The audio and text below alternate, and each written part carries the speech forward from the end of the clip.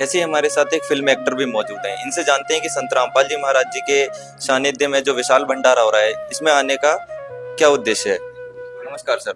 नमस्कार जी। पहले तो सबको मेरी तरफ से सत साहिब। और मैं संत रामपाल जी के आश्रम में स्पेशली इसलिए आया हूँ, दिल्ली आया था मैं, तो मेरे साथ एक छोटा सा हादसा हुआ।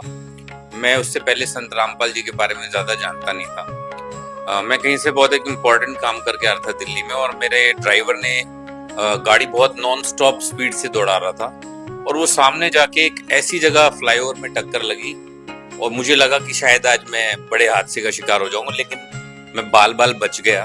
और मैंने जब सामने आंखें खोल के देखी तो सामने संत रामपाल जी की का एक बड़ा पोस्टर भंडारे का लगा हुआ था। तो मुझे बड़ा अजीब भी लगा, और मैंने क्योंकि ज्यादा जानता नहीं था, तो मैंने अपने ड्राइवर को कहा कि ये जो सामने गुरुजी है, आज इनकी वजह से हम बच गए हैं, और तू देख के गाड़ी चलाएगा, शायद वरना आज बड़ा हादसा हो जाता मेरे साथ। तो हम लोग वहां से निकले, और उसके 2 दिन बाद ही गुरु महाराज जी की कृपा हुई मेरे ऊपर, और मेरी गुरु महाराज जी के बड़े बेटे श्री वीरेंद्र जी से मुलाकात हुई दिल्ली में। मैंने उन्हें इस घटना के बारे में बताया कि मेरे साथ ये हुआ, तो उन्होंने कहा हमारा एक भंडारा, वहां जरूर आना, इतनी तारीख को है।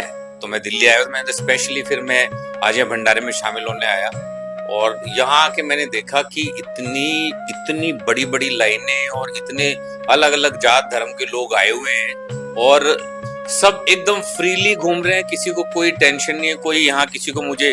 और साथ में मैंने देखा कि ब्लड डोनेशन कैंप लगे हुए हैं, भंडारे चल रहे हैं, लोग अब आंखों का टेस्ट हो रहा है, फ्री में सब कुछ।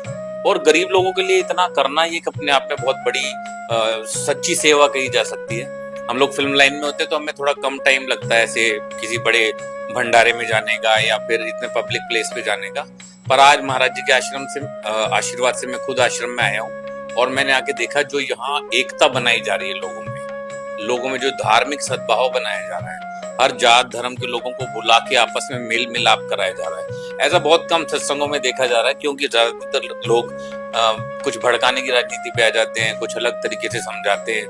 पर संत रामपाल जी के बारे में मैं कहना चाहूंगा कि आप लोग यहाँ आए, सत्संग में देखें, इनके विचारों को सुने, उनके द्वारा लिखी हुई किताबों को आप पढ़ें, उनके द्वारा जो ज्ञान बांटा जा रहा है उसको समझें। एक सच्चे गुरु का जो सही अस्तित्व है वो आपको यहाँ पे मिलेगा, और मैं जरूर चाहूंगा कि देश भर में इनका प्रचार हो, प्रसार हो, और जहां तक मुझसे हो सकेगा मैं भी लोगों को यहाँ जोड़ूंगा, ताकि लोगों को जीवन में मुक्ति का अच्छा रास्ता मिल सके।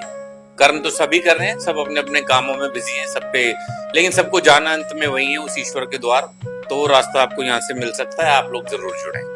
सर, जैसे अभी के टाइम पे संत रामपाल जी महाराज एक सोशल रिफॉर्मर के ऊपर काम कर रहे हैं, जैसे दहेज मुक्त विवाह हो गया, तो इसके ऊपर आप क्या कहना चाहेंगे। दहेज मुक्त विवाह के ऊपर अपने विचार रखिए। देखिए, रामपाल जी के साथ सबसे पहले तो मैं ये समझता हूँ कि कुछ अन्याय हुआ। उन्होंने इतने सारे लोगों को ज्ञान दिया, मगर कुछ ऐसे सर्कमस्टांसेस कहीं ना कहीं ऐसे हो गए कि उनके साथ अन्याय हो गया, समाज में हो गया। अब कुरीतियां हर जगह हैं, धार्मिक कुरीतियां तो सदियों से हमारे धर्मों में, हर धर्म में चल रही है।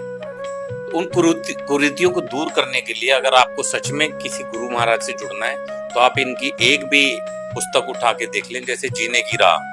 आपको उसमें समझ में आएगा कि एक्चुअली हमारा जीने का मकसद क्या है, हम क्यों इस पृथ्वी पे, किस कर्म के लिए हम लोग आए हैं।